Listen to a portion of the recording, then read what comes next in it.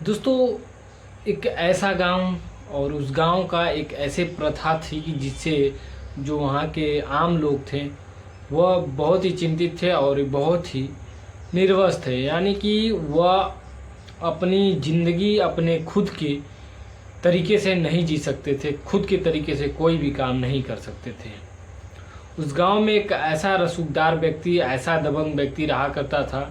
यदि उस गांव के किसी भी घर में किसी लड़की की शादी होती थी तो वह लड़की उसकी विदाई करने से पहले उस दबंग व्यक्ति के पास उसे जाना पड़ता था और उसके साथ रात बिताना पड़ता था। उसके बाद उस लड़की की विदाई होती थी। इस पूरे प्रकरण से वहाँ के जो लोग हैं सभी लोग तंग आ जाते थे। यदि इसका कोई विरोध कर देता था या अपनी लड़की को उस दबंग के पास नहीं भेजता था तो उसका अंजाम जो था वो बहुत ही बुरा होता था। यानी कि उसे मार्केट के चौराहे पर टांग कर उसे मौत के घाट उतार दिया जाता था, बेरहमी से उसका कत्ल कर दिया जाता था। लोग इस चीज़ को लेकर बहुत ही चिंतित थे। इस दौर से कितने लोग आत्महत्या कर लिए, कितनी लड़कियां आत्महत्या कर ली और कितनी घरें तबाह हो गई। तो आज हम जानेंगे, इस कहानी के माध्यम से पूरे प्रकरण को समझेंगे, पूरे कहानी को समझने का प्रयास करेंगे। नमस्ते, प्रणाम, मैं पवन प्रजापति और आप देख रहे हैं हमारा यूट्यूब चैनल पवन प्रजापति स्टोरी। आपसे एक छोटी सी रिक्वेस्ट है कि आपने यदि अभी चैनल को सब्सक्राइब नहीं किया है तो चैनल को सब्सक्राइब करें और बेल आइकन को प्रेस करना ना भूलें। दोस्तों, कहानी शुरू करने से पहले एक छोटी सी विनती है कि इस कहानी में मैं उस गांव का, उस जगह का नाम नहीं बताऊंगा। दोस्तों, एक गांव में एक रसूखदार, एक दबंग व्यक्ति रहा करता था और दबंगई का उसका आलम इतना था कि वह उस गांव के या उस नगर के आसपास के लोगों को अपने इशारे पर, अपने उंगलियों पर नचाता था। यह कह लीजिए कि उस ज़माने में वह उन लोगों को अपने हाथ की कठपुतली बनाकर रखता था। उनके यहाँ किसी भी परेशानी में कोई भी दिक्कत हो, कोई भी दुख तकलीफ हो तो वो वहाँ पर जाता था और उनका उस दुख में हाथ बटाता था, साथ देता था, पैसे देता था और बदले में उनसे अपने खेतों में मजदूरी करवाता था। बात यही नहीं थमती दोस्तों, बात वहाँ तक जाती है कि यदि उसके आसपास के किसी गांव में कोई बाप अपनी बेटी की शादी करता है तो बारात तो आती है, उसके बाद जब लड़की के विदाई होने का वक्त आता है तो विदाई होने से पहले अपनी उस लड़की को, जिसका विवाह हो रहा है, उस लड़की को उस दबंग व्यक्ति के पास, उसका बाप, जो लड़की का बाप है, वो अपनी लड़की को उस दबंग व्यक्ति के पास ले जाता है और वह दबंग व्यक्ति उस लड़की के साथ जोर जबरदस्ती करता है, यानी उसके साथ रात बिताता है। उसके बाद अब लड़की की विदाई होती है। इस प्रक्रिया में कितनी लड़कियां आत्महत्या कर ली, कितनी लड़कियों के पिता, माता, भाई आत्महत्या कर लेते हैं, कितना घर उजड़ जाता है। लेकिन उस बेरहम व्यक्ति को इस चीज़ से जरा भी असर नहीं पड़ता, उसका दिल जरा भी नहीं पसीजता। एक बार की बात है दोस्तों, उस गांव में एक राम रूप नाम के व्यक्ति होते हैं। उनकी एक ही लड़की, बिटिया का नाम राधा होता है। राम रूप एक दिन अपने घर के द्वारी पर बैठकर ऐसे ही चिंता में लीन थे। तब उनकी जो धर्मपत्नी हैं वह आकर कहते हैं कि आप किस विषय में इतनी गहनता से सोच रहे हैं। राम रूप कहते हैं कि बिटिया बड़ी हो गई है, उसकी शादी की चिंता है। तो जो उनकी धर्मपत्नी होती हैं वो कहती हैं कि बिटिया बड़ी हो गई है तो शादी तो करना ही है, आप कोई अच्छा सा लड़का ढूंढिए और बिटिया की शादी हो जाए। लेकिन रामरूप अपनी धर्मपत्नी से कहते हैं कि शादी तो हो जाएगी, हमें चिंता उस बात की नहीं बल्कि उस बात की है कि शादी के बाद उस दबंग व्यक्ति के घर अपनी बिटिया राधा को ले जाएंगे और वह दबंग व्यक्ति उसके इज्जत के साथ खिलवाड़ करेगा और मैं इस चीज़ को सहन नहीं कर पाऊँगा और ना ही हमारी बेटी इस चीज़ को सहन कर पाएगी। तो उससे अच्छा है कि मैं कहीं कोई गलत कदम उठा लूँ या खुद को ख़त्म कर लूँ या अपने परिवार को ही ख़त्म कर दूँ। जब ये बात लोगों तक पहुँचती है, आसपास के गांव के लोग तक पहुँचती है, तो लोग बहुत ही समझाते बुझाते हैं कि आप अपने शारीरिक नुकसान ना करें, बल्कि सभी लोग मिलकर इस समस्या का कोई हल निकाला जाए। लेकिन कुछ लोग को डर भी डर भी लग रहा था, क्योंकि उससे पहले उन्होंने ऐसे कई लोगों को सपोर्ट किया और बदले में उस दबंग व्यक्ति ने हत्या कर दी। और हत्या भी इस तरह करता था कि लोगों के रोंगटे खड़े हो जाते थे, लोग उसकी बिल्कुल खौफ खाते थे, इसलिए उसके पक्ष में कोई बोलता भी नहीं था। और वो उस गांव के नज़दीकी जो पुलिस थाना था, आसपास के जो पुलिसकर्मी थे, वो अभी उसी दबंग व्यक्ति के इशारे पर, उन्हीं के टुकड़ों पर पलते थे। एक तरह कह लीजिए कि उस दबंग व्यक्ति के पालतू कुत्ते हो गए थे। जो व्यक्ति कहता था वही वो करते थे। यदि गांव वाले कोई समस्या को लेकर उसके पुलिस थाने में जाते थे तो पहले जो पुलिस है वह उस दबंग व्यक्ति के पास आता था। उसके बाद यदि कोई कार्रवाई होता था तो ठीक है, वरना बात खत्म कर दिया जाता था। रामरूप इसी चीज़ को लेकर बहुत चिंतित थे, लेकिन उस समय वर्तमान में वहाँ पर डीएसपी के पद पर तैनात एक तेज तर्राक महिला, जिनका नाम पूनम पांडे होता है। पूनम पांडे बहुत ही तेज तर्राक और अपने कानून के नियमों के बहुत ही सख्त थी, बहुत ही स्ट्रिक्ट थी। रामरूप अपनी बिटिया की शादी जो है तय करते हैं। बेटी की बारात आती है। बारात की खातिरदारी भी रामरूप के द्वारा अच्छी तरह की जाती है। उनके बारातियों को नाश्ता से लेकर खाना पानी की जो सारी व्यवस्थाएं हैं वह उचित ढंग से की गई थी। इधर शादी के जो कार्यक्रम हैं, जो रस्में हैं, वह भी निभाए जा रहे थे तौर तरीके से। और इधर जो पिता हैं रामरूप, उनको एक बात की चिंता थी। और जब आता है विदाई का वक्त, क्योंकि जब बारात आती है उसी समय उस दबंग व्यक्ति की जो उसके साथ उसके लोग रहते हैं वहाँ सूचना लेकर आते हैं कि सुबह लड़की को लेकर साहब की हवेली पर आ जाना। यानी साहब मतलब वह दबंग व्यक्ति, और वह दबंग व्यक्ति के जो चमचे हैं, जो लोग हैं, वह संदेश लेकर रामरूप के घर आते हैं कि सुबह होते ही साहब के घर अपनी बिटिया को लेकर आ जाना। रामरूप के पास बड़ी चिंता होती है। धीरे धीरे वक्त बीतता है।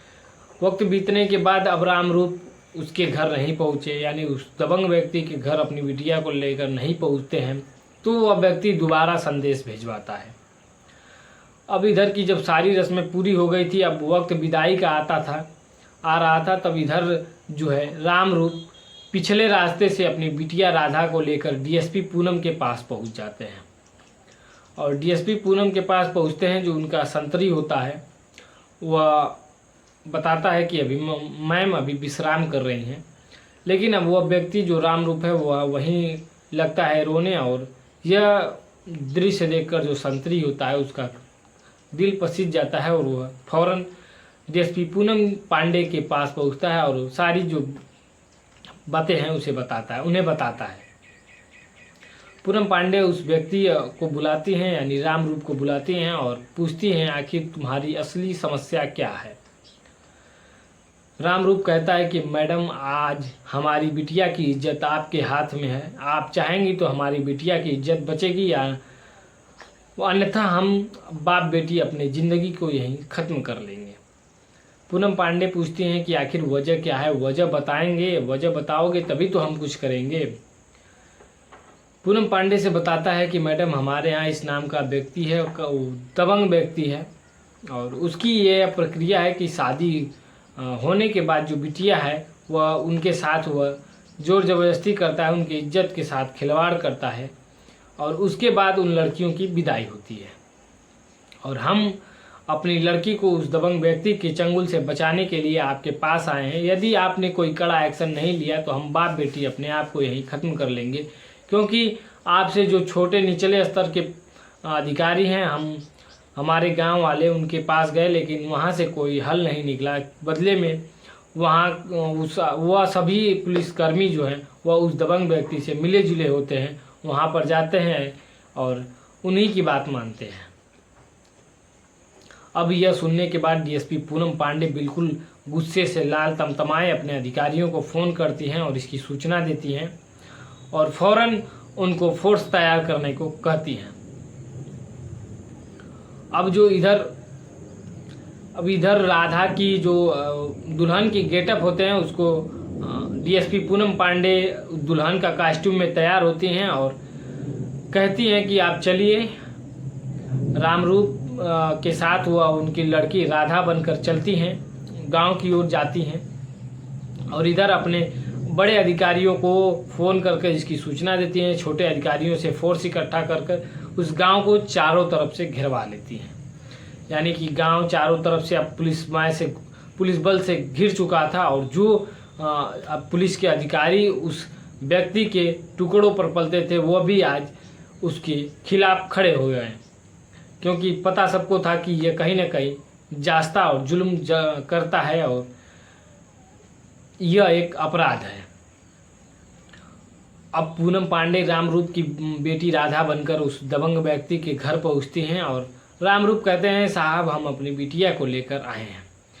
अब रामरूप को वो बहुत डांटता है कि तुम्हारा मन बढ़ गया है, तुम 2-2 3-3 बार संदेश भिजवाने के बाद इतनी लेट आए हो, तुमको भी वही सज़ा देनी पड़ेगी। तो रामरूप कहता है, साहब हम अपने घर के इकलौते हैं और सभी कार्यभार जो है हमारे ऊपर है, तो आने में थोड़ी सी देरी हो गई जिसके लिए क्षमा चाहते हैं। अब वो दबंग व्यक्ति कहता है, ठीक है बिटिया को ले जाओ। तो बिटिया को अब अपने लोगों से कहता है कि इस लड़की को अंदर बेडरूम में ले जाओ।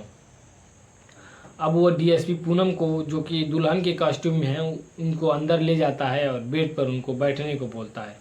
डीएसपी पूनम अपने साथ कमर में पिस्टल और अपना वायरलेस किसी तरह अपने उस दुल्हन के कॉस्ट्यूम में छुपाए हुई थी और उन्होंने पहले से जो फोर्स की प्लानिंग की थी कि जरा सा भी कोई संकेत मिलने पर प्रशासन अलर्ट रहेगी और तुरंत धावा बोल देगी, तुरंत हावी हो जाएगी। और इधर पिस्टल खोसे पूनम पांडे जो है दुल्हन के कॉस्ट्यूम में उस दबंग व्यक्ति के बेडरूम में जाती हैं और पूरा रेकी करती हैं कि उस व्यक्ति के आसपास कितने हथियार हैं, क्या है, कैसे है, कितने व्यक्ति हैं, कितने लोग हैं। सभी की रेकी करने के बाद वो उस बेड पर बैठ जाती हैं। उसके बाद जब दबंग व्यक्ति कुछ समय बाद वो अपने पूरे कपड़े निकाल कर जब उस बेडरूम में घुसता है और दरवाज़ा अंदर से बंद करता है, वह हैवानियत की नीयत से, जैसा कि बाद में बताया गया कि पिछले कई सालों में 100 से 150 लड़कियों के साथ ये ऐसा ही कर चुका था। अब पूनम पांडे के पास वो जाता है और जैसे ही पूनम पांडे का घूंघट उठाता है, पूनम पांडे तुरंत तेज तराक महिला और तुरंत पिस्टल निकालकर उसके कान पर सटा देती हैं, उसकी खोपड़ी पर सटा देती हैं और कहती हैं कि जरा सा भी कोई दिमाग लगाया तो खोपड़ी छेद हो जाएगी तुम्हारी। अब जो दबंग व्यक्ति है बिल्कुल थर्रा जाता है और डर तो जाता है, लेकिन कहता है कि मैम आप हमारे साथ बहुत गलत कर रही हो, आप नहीं जानती हो कि हमारे ऊपर बहुत बड़े बड़े लोगों का हाथ है, तुम्हारे बड़े बड़े पुलिस अधिकारी हमारे यहाँ आकर नतमस्तक होते हैं। पूनम पांडे कहती होते होंगे, लेकिन मैं उनमें से नहीं हूँ और अपने आप को चुपचाप हमारे हवाले कर दो, वरना अंजाम बहुत बुरा होगा। और ये इन्फॉर्मेशन जब पुलिस वालों को मिल जाता है तो पुलिस के हूटर चारों तरफ बजने लगते हैं और चारों तरफ बस पुलिस ही फोर्स दिखाई देते हैं। अब ये दृश्य देखकर वह दबंग व्यक्ति बिल्कुल परेशान और हैरान हो जाता है। वह सोचने पर मजबूर हो जाता है कि आखिर यह किस तरीके से इसकी प्लानिंग की गई थी। और इसकी कंप्लेन जो है बड़े बड़े अधिकारियों के पास थी, लेकिन सभी के हाथ खाली रहे थे, क्योंकि कोई पुख्ता सबूत न मिलता था और कोई इस तरह का जाल न बिछता था जिसमें वो दबंग व्यक्ति को फंसाया जाए। लेकिन तेज तराक डीएसपी पूनम पांडे इस पूरे मामले को झट से कुछ ही घंटों में सॉल्व कर दिया और उस व्यक्ति को ले जाकर गिरफ्तार किया जाता है और उसे चार्जशीट दायर कर उसे जेल भेज दिया जाता है, क्योंकि गवाह की कमी तो थी नहीं और उसके पास जितने भी प्रॉपर्टी है उसे प्रशासन सीज करती है, कोर्ट के द्वारा उसे सीज कराया जाता है और अब जाकर उस गांव में खुशहाली है। तो आप सभी को कहीं ना कहीं इस बात से सबक और सीख ले लेनी चाहिए कि बुरे वक्त में दिमाग से काम लेना चाहिए और कहीं ना कहीं भ्रष्ट सिस्टम के खिलाफ आवाज़ उठाना ही होगा, वरना हश्र यही आम जनता की तरह होगा कि या तो आप विरोध करेंगे तो मार दिए जाएंगे, या तो फिर कोई अच्छा अधिकारी आपके साथ मिले तो आप उस मामले का हल निकाल सकते हैं।